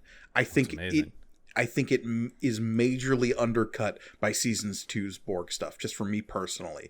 Okay. Because like if the Borg weren't in season 2 and suddenly this reveal happens, I would have been losing my absolute shit. But we spent half of last season, because it was the duality in the last season of we're dealing with Q stuff and we're dealing with Borg stuff, and they're bouncing back and forth. And season 1 had a lot of Borg stuff too, because you had the whole reclamation of the Borg stuff, which was very cool. The idea of mass unassimilating. Yeah, no, and I loved all that stuff. And then if I rewatch this show in the future, I'm probably going to skip season 2, because I feel like it really does undercut it for me. And I don't know what it is, but it's just like, this feels so much more like impactful in isolation to me. I mean, the big thing, with the Borg is always the great tear in the heart of Jean-Luc Picard, right? So all roads kind of have to always lead back to them, and leading back to specifically Alice Krieg's Borg Queen, which I was so happy they actually got her back. And oh my God, how disturbing is the fucked up Borg Queen that's like only partially there, but kind of part of the ship. Oh, they're zombie Borg. I loved it. Such a cool, creepy design. I love when Riker and Worf are walking. By the way, can I just get the buddy show that is Riker and Worf, because all of their scenes are the best ever. Do you even hear yourself? Yeah. When they're going to go on the Borg ship, because I shall make it a threesome. God, do you even hear yourself? I am practicing what is called self-care. Yeah, I the whole thing about like, I now commit myself to pacifism. Oh God, we're all gonna die. Like, just I gotta say, everybody's great, but Frakes really impressed me the most, simply because he doesn't really act anymore. And actually talked about when he came back for the first season of Picard, he hadn't acted in something like more than 10 years, and he goes, I was really scared. I didn't know how to do it anymore. Like, I don't know how to act anymore. And I thought, this is the best Riker's. I mean, because Riker is in the most of it of any of the Next Gen crew, right? Riker and Crusher, probably. But particularly Riker, it really is, a lot of the season is a Picard-Riker story. Which is absolutely what I wanted. And so when they first started cracking open that bottle of whiskey at the beginning of the season, I was just like, yes, here we go. Because they're bros, right? They have a different... And I mean, dude, I'm rolling tears at the end of the season when they can beam Riker and Worf out, but they can't get Picard, and Riker's like, no, I can't leave him behind. And I'm just going, oh my God. And of course, I'm also going, just like Picard couldn't leave Data behind at the end of First Contact, so all that stuff. I mean, and that's obviously the big appeal here is, right, and that was how it was sold, is like, all your friends are back together. Yeah. Everybody is here.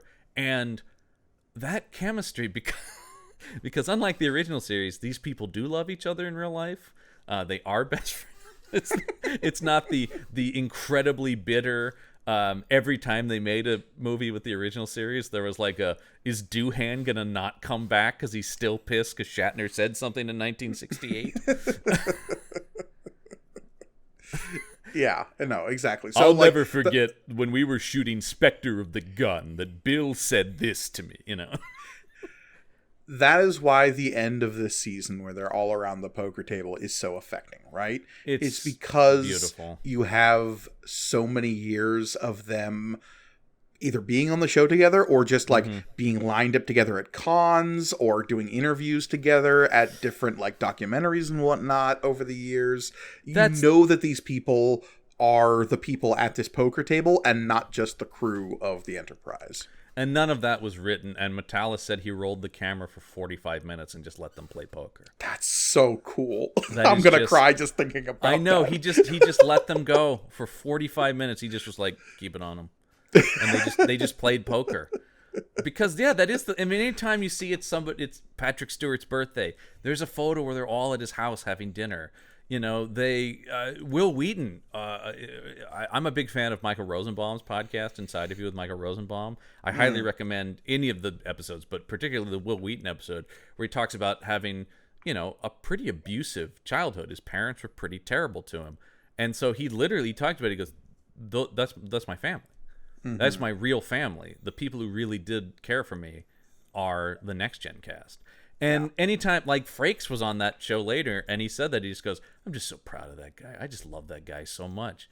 Like, it's he goes, I can't believe the man he's become. And you're just going, like, it's so genuine in a way, once again, and I think the other casts ebb and flow, but the Next Gen cast is very special in their place, in the continuity, in their relationship and reality. I mean, I've been to conventions where I have a photo with a bunch of the cast because they were all at a convention together. They love that. And so this was not a thing. I don't think there was any debate. It wasn't like, oh, am I going to come back? It's like, everybody was like, if Patrick's doing it, we're all in. Yeah. No, and that's why... I mean, I want to get to one of the other big things in it.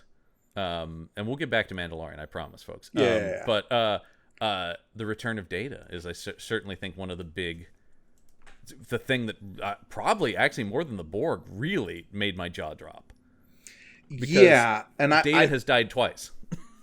Yeah, and that's if handled less well, I feel like it could have very easily felt cheap to just be like, and somehow Data returned. Well, exactly. I feel like if somebody had just told me that, like if that had been spoiled for me, I would be like, oh no, don't, because I think his sacrifice in Nemesis is great, and I thought what a great culmination of this character who wants to become human, that he sacrifices himself for his family, basically. What the ultimate human gesture.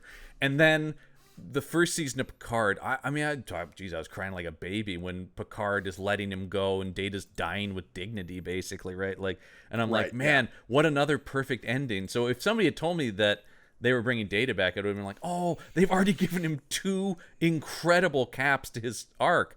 And then of course they kind of faked us out a little bit, right? Because they did go, oh, Brent Spiner's in it, but he's playing Lore, and I went, cool, Lore is a great, unfinished. There's several things in this season of Picard that are like, oh, these are, aside from like the larger stuff where I'm going, oh, these are unfinished, untied up threads from Next Generation. The other one is Ensign Ro. I was going to say, when Ro Lauren showed back up, I was like, holy shit, we're really going this deep. Okay. Because that character never got the culmination that we had here, which is that conversation with Picard, which is just, once again, a sign of what I love about Star Trek. And I think more so than Star Wars, not that Star Wars doesn't have these moments, but Star Trek is so much about humanity that, and this show really gets that. I feel like some people, it's one of my problems with Discovery, they really want to pump up the intensity and action of Star Trek, but it's like, that scene is one of the best scenes of the show, and it is just Patrick Stewart and Michelle Forbes talking to each other. Yeah. Like, it is so tense, and you're so invested in it. But Terry Matalas and the writers of this show figured out a way to bring Data back that didn't feel cheap and is yet a third great cap to now he has found his humanity. And they gave Data, we've already had Data die twice, and now Data gets kind of a happy ending of finally achieving what he sought his whole life. Because all it took was the fusion of everything, right? And that's the synthesis is what brings the catharsis to that, of like, okay, the end of Lore story is accepting the Data pieces of him that made him so angry, and the end of the B4 story and the end of the Alton Soon story is just them becoming a singular entity that had become this disparate entity over the course of a tangle of continuity over years. It's absolutely incredible, and I've always just been, aside from just as Data, I think Brent Spiner is an amazing actor, and what he pulls off this season, that scene when he's literally just jumping between the personalities all at once, I'm going, that's a masterclass. And Yeah, he's just that was very good.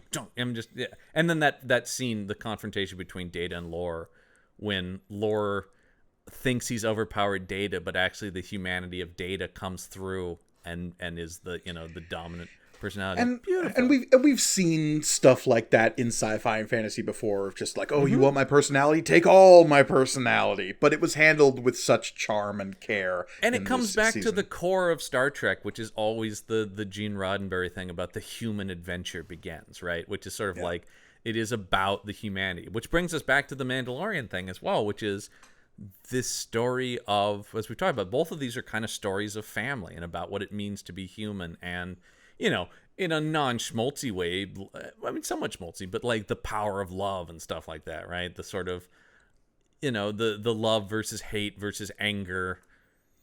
Well, it is in a show that doesn't address the Force all that much. It is about the light side and dark side of all these different emotions, because there is a dark side to family, and that is becoming insular and xenophobic and not accepting people for the differences that they have between you and quote unquote your people, and trying to find some way of, just like Data and Lore, synthesizing those traits that you might see as opposite but are actually like part of a greater alloy, a Beskar alloy, if you will. Well, I've seen some people, and they're shitty people, no surprise here, being like, man, this show is more about Bo-Katan now. And I'm like, well, because she is that synthesis, as you're talking about. That's what it ends up being. And I look at Mando, the character of Din Djarin, as almost like Mad Max or like a classic Western here, where his story is to sort of prop up other people's stories in a lot of ways, right? He is our character who funnels us into these stories, whether that be the story of Grogu, and he's affected by them and has his own arcs within them. But it is about, through him, we get all these pieces of stories.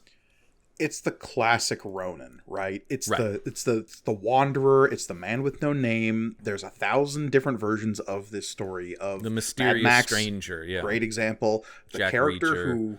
Jack Reacher, great example. Character who wanders into town, finds themselves in the middle of somebody else's story, and is able to propel that person into what their like ultimate destiny is, because they're able to support that person for their own reasons. And then Din Djarin's case, it's because he is coming to grips with the fact that he is the father of Grogu. He is the father of Grogu. Yes, that's his big emotional arc in it, right? Yeah.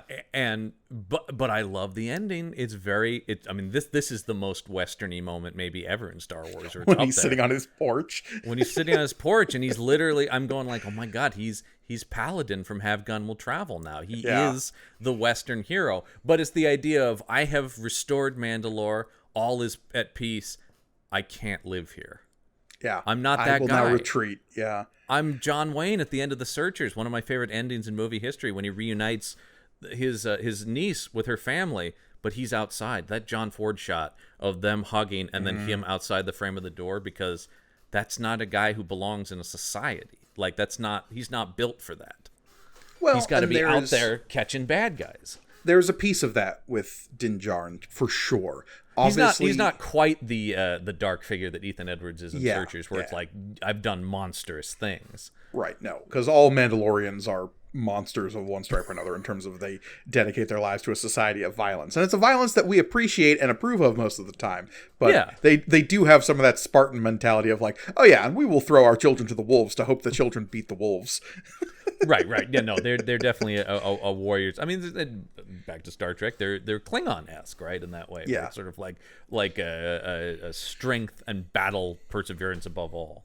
Sure, and the idea that this show is more of a Bo-Katan show, I think in season 3 specifically, is ignoring the idea that that Din Djarin is devoting himself to an ideal. That ideal is the restoration of Mandalore, and he's not gonna be the guy to do it, because he can't lift the Darksaber. He never removes his helmet. He would never have the respect of the people who do that sort of thing. He is a man with a very simple set of skills, and he can use those skills to support any number of people, even if it's Jack Black and Lizzo on that weird rich priest people planet. By the way, I'm glad you mentioned that. Did you like that episode? A lot of people bitched about that episode like nobody's business, and I thought that episode was totally fun. I really liked it because Christopher Lloyd as like a weird bad guy janitor was so funny to me. Doc Brown being in it, obviously. But I thought it was totally fun. I love the little Blade Runner section of it where they chase the guy into like the downtown. That was cool. I love anytime a character says Count Dooku was right. I was like, well, I mean, look, he wasn't wrong. Dooku made some valid points, man. I do love Count Dooku, and I want to shout out another Star Wars podcast that I've gotten into recently. Have you listened to A More Civilized Age? It's a Clone Wars rewatch show. Well, they're doing it's not just Clone Wars rewatch. They're starting from episode 1, but going through all of Star Wars. You know, they started episode 1, 2, then the Clone Wars, then they'll go to 3, then Rebel. You know, so they're going through all of Star Wars. But they did talk about, hey man, Dooku rules because even though George Lucas is a bad writer, anytime, or like a weak character writer at the very least, Christopher Lee can show up in any movie and be cool as shit. Yeah, 100%. they're like he can say anything and be the baddest motherfucker in the room. Now, here's what may or may not determine if I take your podcast recommendations, John. Yes. In what order are they watching Clone Wars? Yes. You might like this. They are watching everything in release order. So they are watching. So that means they're doing Rebels and then season 7 of Clone Wars. Interesting. Yeah. Okay. Because they are following along specifically. Their argument is they are following along with the shows as it's made. So the idea of Rebels is written without specifically the knowledge of season 7 of Clone Wars. So they want to follow it as the writers wrote it, basically. It's really good, though. They're very funny, and I think they have the right attitude of this is what works, this is what doesn't work about the prequels. They're not shitting on them, but they're also not like, you know, massively in love with them. It's a 4-person show, and it's a whole spectrum of the guy. One of the guys on there literally writes for Star Wars, like he's done some of the stuff for the Certain Point of View books and stuff like that. Oh, cool. And then you have somebody who's literally only seen the sequel movies as they came out in theaters. So, oh boy, wow, yeah, right? That's a perspective. So yes, and then in between the other two people are sort of more medium Star Wars fans. And so it's really interesting. It's a really interesting show. Only seen the sequels. Yeah, just because they were new movies that came out. It's like I went to all of them when they came out in theaters. Yeah, no, I understand that could happen. I just can't. I'm so removed from that perspective, it's hard for me to grasp it. She's actually the most interesting person on the show, in my opinion, because like the hardcore Star Wars nerds are like, well, yeah, dude, I know that. You know, it's like the guys who have Wikipedia open on the show and stuff like that, going like, well, you have to consult about this and why is this and so like the long conversation they have about Sifo Dyas and who is that and what is his deal, and the answer even from the Star Wars guy is like, ooh boy, it's complicated. It's complicated, and the end of the day the answer is just some guy. Yeah, it really it's one of the weirdest things where I would love to ask George Lucas, what were you trying to go for? Because that movie and then the subsequent stuff, it just keeps getting more complicated. What he was going for was a neo-noir in which there were certain clues that were never going to amount to anything, a la Maltese Falcon, right? Which I love in Maltese Falcon. But in Star Wars, that is rough. That is rough for something that is inherently built around mythology. In one movie where it's a mystery that wants to leave things vague, great. In a long-running thing that's all about its continuity, that's tough. Obi-Wan is in a different movie in Attack of the Clones. And it's a movie I want to see, but it's a movie that is not supported by the rest of the film. That was actually their opinion on that. They go, any scene that doesn't have Obi-Wan in it is garbage in this movie. And I'm like, I can't disagree. The Obi-Wan stuff rules. Obi-Wan as noir detective is great. Anakin and Padme love stories. I think it was a mistake for them to cut out the scene in which Anakin meets Padme's parents. That they talk about that. They talk about that, and they all went, that sounds like a cool scene. It's not. I'm joking. Oh, wow. They like the idea on paper that she had, like, normal parents. Though that scene exists, you can watch it. It's awkward because Hayden Christensen is an awkward dude. That guy. I'm sorry. I don't think he's terrible, but I think he's limited. Yeah. That's what I'll leave it at. Anyway, Mandalorian. Yeah, basically what I was getting at with season 3 is, like, it feels like it is clearing the table for stuff that is coming, a la, I don't know, a little guy named Grand Admiral Thrawn. See, Thrawn is particularly interesting when you talk about this because there's 2 separate layers of continuity to him. Yeah. He is a character who existed in one continuity, that got erased, and then got pulled into a new continuity where he is the same character, but is also a different version of that character. I would say the newer version of Thrawn, if you take everything like from the novels that have been written post Disney acquisition. I've only read the comic of him, but which are adaptations of the novels. Yeah, which is good.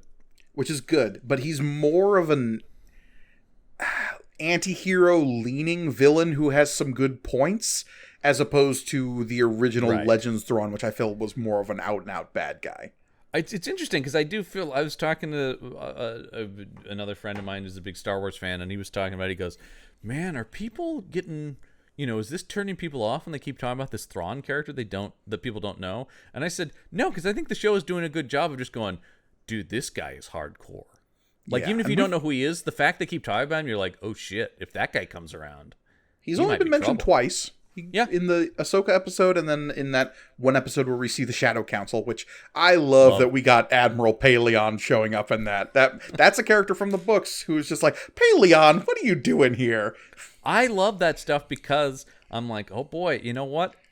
Are Favreau and Filoni going to try to do for the sequels what Clone Wars and Rebels did for the prequels? Because I'm going like, dude, you're making me buy into the First Order more than I ever did in those movies. The moment they had Domhnall Gleeson's brother show up playing Hux's father, mentioning Project Necromancer, I'm like, God damn it, Filoni, you're going to scaffold into making the sequels make sense and be decent the same way you did with Clone Wars, aren't you? Well, I don't know if he can ever make them decent, but he can make them make more sense. Or at least that third one. That third one is one of the worst movies I've seen. I'm not going to relitigate Rise of Skywalker. We're not going to relitigate, but it is the worst Star Wars movie. Yes, 100%. I'll take any of the prequels, and come at me, folks. And you just said half of Attack of the Clones is garbage.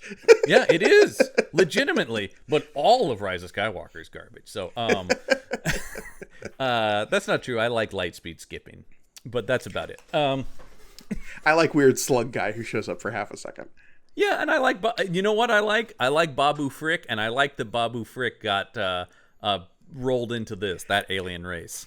Bad baby, no squeezy. Mm-hmm. It's good stuff, man, and the Grogu stuff works here. I do. My only issue with Grogu is his utter dominance in the merchandising of Star Wars. That's it. I think he's always well used in the show. I think I never roll my eyes, which is always the thing when you have like a cute character. They never take him far enough for me to go like, oh God, okay, all right. I thought everything with him was great. I love that he's still a baby, but like starting to have more personality in the show. I read some people rolling their eyes at the IG-11 mech suit. What did you think of that? Oh, see, I really like that. I thought I love the design. I got to get a figure of this. And I thought it was really fun. I thought it was funny. I don't know. I liked it. And the other thing I liked is that it got destroyed. That won't be the status quo for Grogu. Mm-hmm. I was like, okay, good. I don't want seasons and seasons of yes, no. Mm-hmm. But no, that was a toddler with a new toy, and he was using it. And it's great when, he saves Mando there, and it's like, no. Mm-hmm. Awesome, very cool action sequence. And on the same note of Amanda Plummer and Picard, I think Giancarlo Esposito might have some charges against him for having criminal amounts of fun too, because oh my God, when he shows back up, there's no way he's dead. I'm sorry. You don't introduce a room full of clones of the main bad guy and expect me to believe he dies, even if I see him incinerated on screen. But isn't that kind of what Moff Gideon has become? He's like this cockroach. They always think they've defeated him. Yeah, I know. And he just keeps coming back. Part of me loves that because of how inconsistent the villains have been in Star Wars over the last 20 years, not having like a consistent bad guy movie to movie. Having Moff Gideon always come back has felt kind of comforting, but at the same time there is the diminishing return of just like, well, but they always beat him. But this idea, I mean, he's almost like the Kang. People talking about, man, how is Kang going to be cool if he got beat in Quantum Mania? It's like, well, because it's another Kang and it's a new thing, and it's always that's probably a new actor. Well, it will definitely be a new actor. But hey, actually, if there's a character that can roll with that, Kang kind of actually makes sense. Yeah, no, that's fair. I just want it to be the joke going around the internet has always been like, okay, and Terrence Howard shows up as Kang and says, "That's right, it's me. Deal with it." Because that guy doesn't have any problems in his background at all. Not at all. Yeah, absolutely not. The guy, I'll just throw my fan casting out and comment below if you agree or disagree with me. John David Washington is my pick for Kang. Or the other one, also named John. And Star Wars connection, John Boyega would also be an interesting choice, I think. Oh my! I don't think he would ever agree to be in a big franchise again, but I would love that. I have no idea. Yeah, I don't know where he's sitting on that. I know if they make that Rey thing, he won't be coming back for that. That's for sure. Yeah, I mean the sequels burned him something hard, and heis his legitimately annoyance so. with it known. Not to relitigate, but once again, one of my big issues with Episode 9 is the Finn stuff for sure. Yeah. They did him dirty. They definitely did. But also, I like to get a little bit more, in depth about it from a story standpoint. If this is a season about a guy accepting his place in a family, it makes sense that that here's this villain who thinks he's so awesome, there should be a lot of him. Right. Right? Like, that's the idea. This guy is the ultimate, like, because my favorite is when he just goes, and the best part is they have me inside of them. Yeah, the only way I could improve the Dark Trooper is by putting me in the armor. Me, the coolest guy in the world, Moff Gideon. It's like, okay, Moff Gideon, you fucking tool, get out of here. I love it, and like I said, every moment you can feel Giancarlo Esposito just going like, oh yeah, I'm gonna crush this monologue. Because he really is, I mean, Giancarlo Esposito is one of those guys who's been around forever. If you're a fan of Spike Lee movies, you've seen him in those ones from the 80s and Do the Right Thing and stuff like that. But there definitely has become, in the last probably 10 years, he has become one of our preeminent villain actors. No, for sure. He is Gus Fring is a big part of that, right? Gus Fring is one of TV's greatest bad guys ever. I mean, Gus Fring is so incredible. But even like showing up in Far Cry 6 and being the villain, or being the Vought Industries CEO in The Boys and things like that, he's just... There's Lex Luthor in the Harley Quinn TV show. Yeah, man. I mean, there's just something about him. He does... What I love, though, is even within that, Moff Gideon is this big, boisterous... supervillain, whereas Gus Fring was this staid, calm, cool, steely character. The guy's got range even within his supervillain work. Yeah, no, for sure. And I love that Star Wars still has a place for bombastic, insane bad guys. They don't have to just keep being like Emperor clones, sometimes literally, sometimes metaphorically. I think that's the other thing, too, that's one of the reasons why the shows are so appealing, is they feel like they get to experiment more than the movies do, because they can try something, and if it takes off, then they can lean into more of it. If Moff Gideon hadn't connected with people, then he would have been gone, probably. That sort of thing where it's like, as shows, it just feels like the movies, one of the big problems with, maybe not the sequel trilogy specifically, but I feel like a lot of these things is they're so set in like, well, we got to get here. We got to do that. And you're going like, well, that's not necessarily where this feels like it's going. I mean, it is bringing the Emperor back. You're like, that doesn't really make sense. And I'm not sure why you think that is the culmination of this. Yeah. We're edging dangerously close to relitigating Rise of Skywalker. Yes. But what makes the shows fun is the fact that they can experiment. The fact that the Mandalorian as a show came out of like, okay, we know what tropes built Star Wars. Let's lean into those in a way that doesn't have people swinging lightsabers.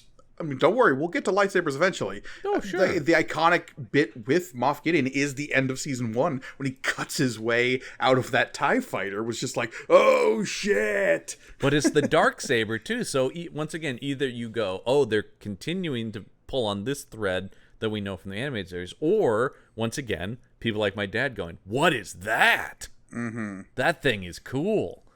You know, that sort of absolutely. thing. By the way, Giancarlo Esposito also doing the voice of Baxter Stockman in the Teenage Mutant Ninja Turtles movie coming out in August. So he continues his supervillain dominancy. No, absolutely. And he's such a fun part of season 3, but the fact that we have everybody back this season essentially is part of what makes it fun. I mean, that's the fun of Picard, right? Is the fact that we have everybody except for Cara Dune coming back to play some part, even IG-11, someone who literally exploded in season 1.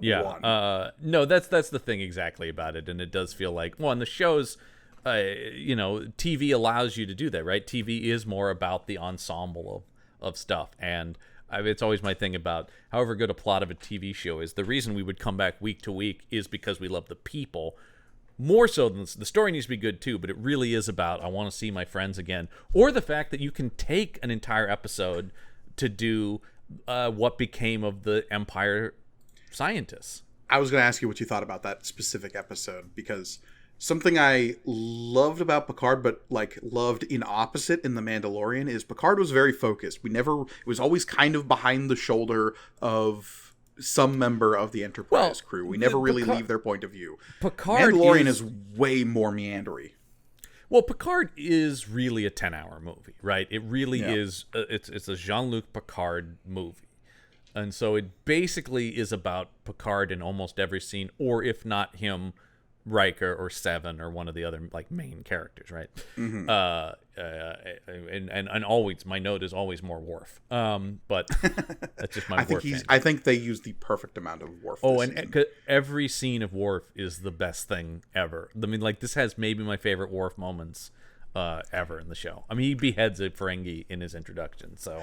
The moment when he like begins to meditate on the original Enterprise bridge, and then they catch him snoring, just like that. He's not meditating; he's napping. No, he's the best, man. And it goes. And I know Dorn really was the most hesitant to come back, not because he didn't want to come back, but because he was like, I want to make sure I'm not repeating myself, but also make sure there's enough of the Worf people love. And so he was apparently of the group, he was the most like, these are the notes I have about what Worf should be like, because.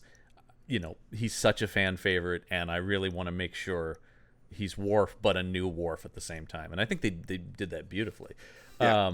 But the thing I was going to say about Picard is much more of a 10-hour movie. Mandalorian is more of a TV show in that when I would tune in, I didn't know it had a thread, but it was episodic around that thread. Yeah. No. And so I love that in modern TV you can do episodes like that. I mean, they don't always work, but that one I thought was really interesting. I just love the idea, too, of like the Project Paperclip of the New Republic. Yeah, and Tim Meadows as like the middle the office manager. Yeah. Yeah, I love... That's something I do love in Star Wars, that anytime you get to see it is bureaucracy at work like that. I mean, it's one of the reasons I always bring up how much I love Krennic in Rogue One, because he's the main villain of that movie, but he's totally lost in the shuffle of the Empire at large, and he's just shit talked by Tarkin and Vader, and it's always just like, and like he dies and they probably went, who was that guy? Oh right, yeah. Oh, that guy kind of sucked. He got crossed off a list somewhere. It's not like the blow to the Empire, that losing Krennic. They're like, oh, that guy's gone. That's actually kind of good. Jeff, you're in. You know, like I just love that.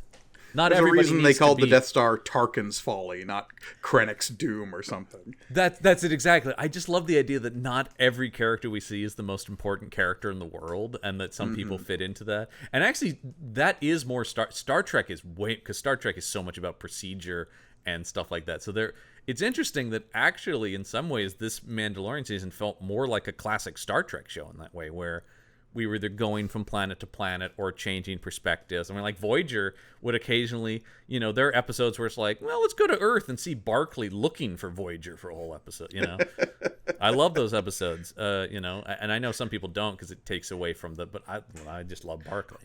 What are your opinions on the internal struggles of a Kazon boy trying to achieve manhood? Because let's spend an episode worrying about that. Well, if the Kazon are involved, we're in trouble. I'll just say that. Even the writers of Voyager go, yeah, we just, because they will just drift away in that show. I know. Anytime, I feel like anytime Star Trek tries to go, these are the new big bads, people are like, They try so hard in the first couple of seasons of Voyager to make the Kazon the new Klingons, basically. Yeah. And before finally, like every Star Trek show, going, screw it, let's just do the Borg. Never mind. So yeah, the Pershing episode of Mandalorian season 3 I found very interesting because of the Operation Paperclip stuff and like the fact that the show slowed down enough to show us like, okay, yeah, this is why this New Republic isn't going to last. Well, it's a classic thing about, and in reality, it's a thing about rebellions, right? That it's like, okay, you overthrow the government, only to then realize, like, oh shit, now we have to be a government, and that's hard. Yeah. And so it is sort of the crack, right? I mean, it is sort of the cracks in the thing where, once again, they are seeding the world of the prequels better, where you're like, oh, so this is how the bad guys rose up, and this is kind of where, our heroes are soldiers. They're not necessarily people who can run a government. Like, I've always talked about that, like, what is a Han Solo doing in a world where the rebellion's over? That guy's not going to be helpful to the New Republic. Having a kid and eventually leaving his wife and child to go bum around with his old college buddy in space. I mean, that's, yeah. As much as I don't like that, it also kind of makes sense in some ways. I do think, I couldn't help but think that the Crusher Picard stuff was like, oh, here's a better way of handling the Leia Han stuff in Star Wars. I know, right? It's because the Crusher Picard stuff, god damn, it felt so real, so I mean, those two always loved working together, and a lot of the romance in that show didn't come from the scripts as much as it came from those two injecting that into scenes. They talked about that. That was something the writers were like, oh, we don't really want to go down that road, but Patrick Stewart and Gates McFadden were like, we do. Right. No, and that's, like, I love Picard's line of just, like, I don't know, the 5th time we broke up? Like, I didn't expect it to last this time. I love that so much, where they finally just confirmed what I always thought, which is they were just doing it in the background of that show. Yeah, 100%. Like, they just, just own it. They were an off and on couple. Because there are so many episodes where it's like, I'm sorry, they're just having breakfast together in his quarters. Like, that's so intimate. We find Dr. Crusher and Captain Picard poolside for reasons that won't be explained. That's it, exactly. They're always together. Or, I mean, one of my favorite episodes when Wesley gets in trouble at Starfleet Academy, and you're gonna have to narrow that one down. You're gonna have to narrow that one down. I'm sorry, the one specifically where there's a deadly shuttle crash that Wesley is blamed for. Got it. Okay.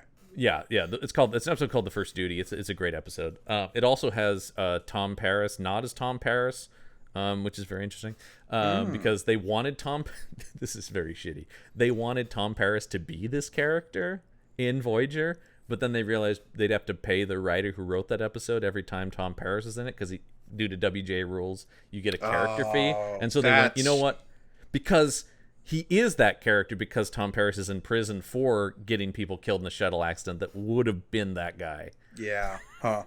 But they're like, we want the same type of character with the same background played by the same actor, but we don't want to pay that writer anything, so we'll just call him something else. Different. Yeah. Yeah. Shit. Very shitty. But sorry, in that episode, when Wesley's in trouble, it's Crusher and Picard that go and respond, and I'm like, they are his parents. Well, I mean, that's why there was that running fan theory that, like, Wesley was Picard's son that was just never confirmed, and because actually, we don't know a ton about Jack Crusher. No, and we still know almost nothing about him other than he was Picard's buddy who died. And actually, there's a really good one-shot that IDW did about Picard and Jack Crusher serving together, but it's still about, like, I'm really hot for this guy's wife. It's still mostly about him and Beverly.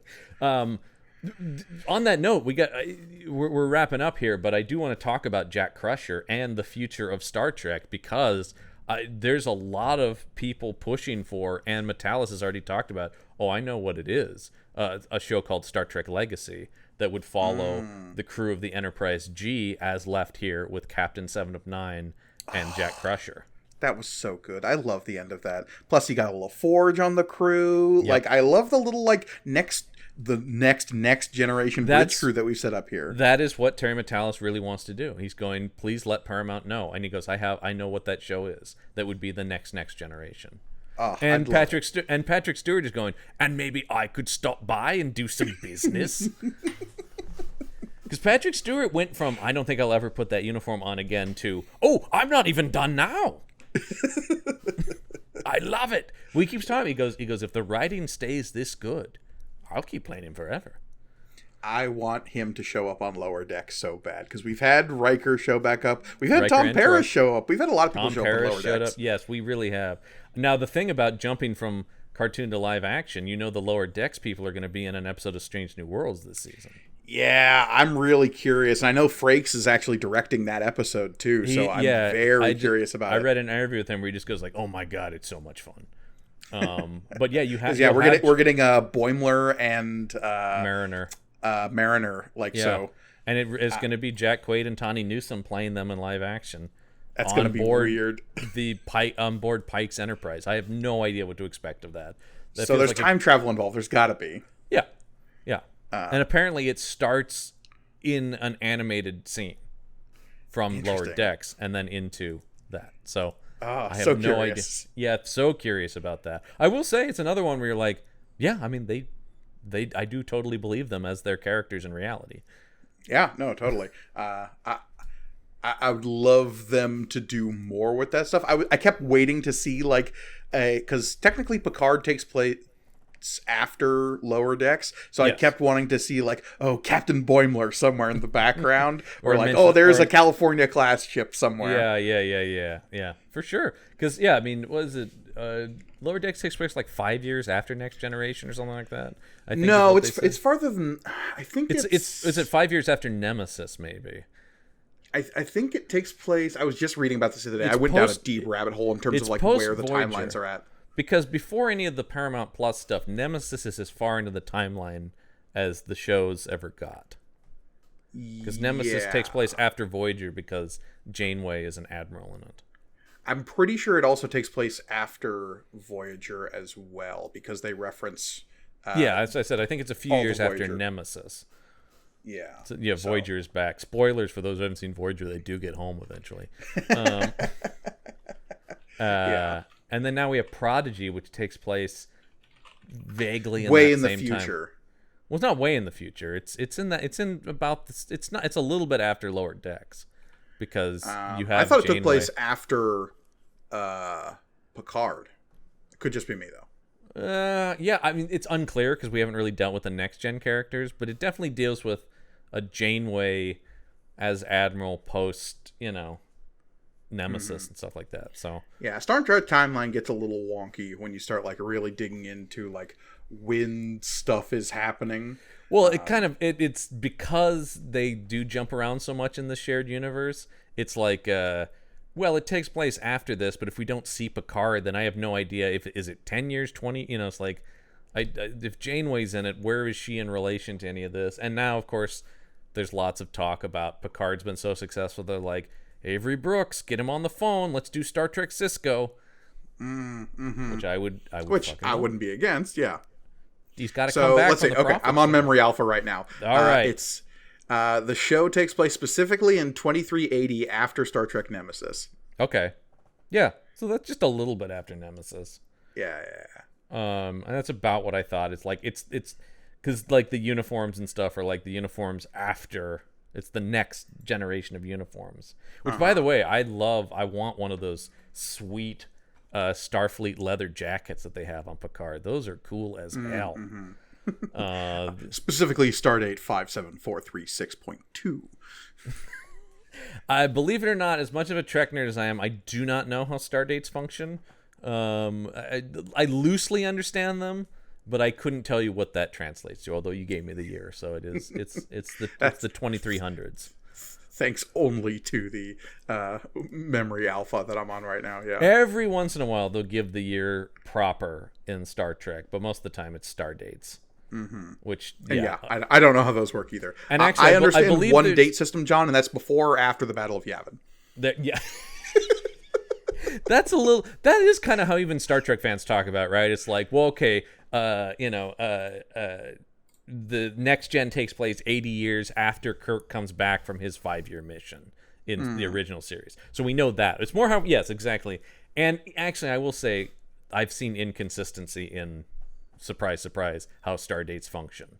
Different shows have used them differently, of course. Shocking. The most recent rabbit hole I went down on Memory Alpha was figuring out where Bird of Prey comes from in terms of is it Romulan or is it Klingon? And the answer is it's both because of an inconsistency.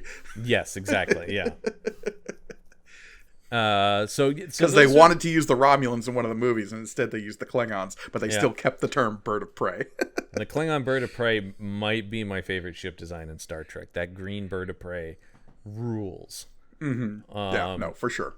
So to wrap this up, I guess we'll just say, like, man, good time to be a fan of both of these franchises. Things are really on TV specifically. Neither one can get a movie. I mean, because as much as Star Wars, also Star Trek can't get a movie off the ground. I've heard like 5 different announcements about a 4th Kelvin movie. So yeah.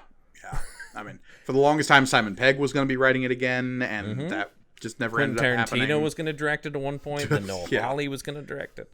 Then a woman from I think the Breaking Bad directing staff was going to direct it. And then at a certain point, there was one point when Paramount literally had 3 scripts going, and they go, whichever one turns out the best, we'll do that one. And the thing I love, though, it's a great thing where every time I see an interview with any of those cast members, they go, we'd love to do it. We just, they have to call us. Like, right. No, especially after seeing the Dungeons & Dragons movie, I'd love to see Chris Pine back in that chair. Absolutely. Well, I do think that might be a case where, because, the Beyond underperformed despite being the best of that group, I think. Maybe a Paramount Plus movie. Maybe do that as a streaming movie. Maybe do Dungeons & Dragons as a streaming movie. Maybe we're learning not everything can set the world on fire. Like you said, it's always to take a best guess. But it makes me sad when something's as good as Dungeons & Dragons or Renfield and people don't go. And you're like, yeah, I think because it's just people just aren't going. I'm sorry, David Zaslav, who just the other day at CinemaCon goes, we don't believe in streaming movies at all at Warner Brothers. We're not going to do them, period. I'm like, well, then you're an idiot. It's a bigger conversation that I don't want to dive into right now, but like the reactions to specifically the Mario movie of like shitty people being like, well, this proves people are still going to the theaters, but for all the wrong reasons. I'm like, no, it's the Mario movie. The name recognition is what draws people in. Mario, like I'm surprised people are surprised by how well it's doing because it is so multi-generational. Mario is so ubiquitous in pop culture, from people our age to 10 to 20 years older than us to 10 to 20 years younger than us. It is a true 4-quadrant thing. I also, being that people are going to the wrong reasons, I do think it is also a hard to replicate. It's like the Top Gun thing. What do we learn from that? Well, it's kind of a flash in the pan, and like, I don't know how you replicate these things. You can make a Crash Bandicoot movie, but nobody's going to give a shit. I mean, some people will, but I'm talking about like even the Sonic movies, as successful as they aren't the Mario. Mario is a once in a generation sort of thing. Right, like name your video game icon. Like if I made a Mega Man movie, like it might be good, but it's not going to hit the same range as Mario. It's just the thing where it's like, and same thing with Top Gun.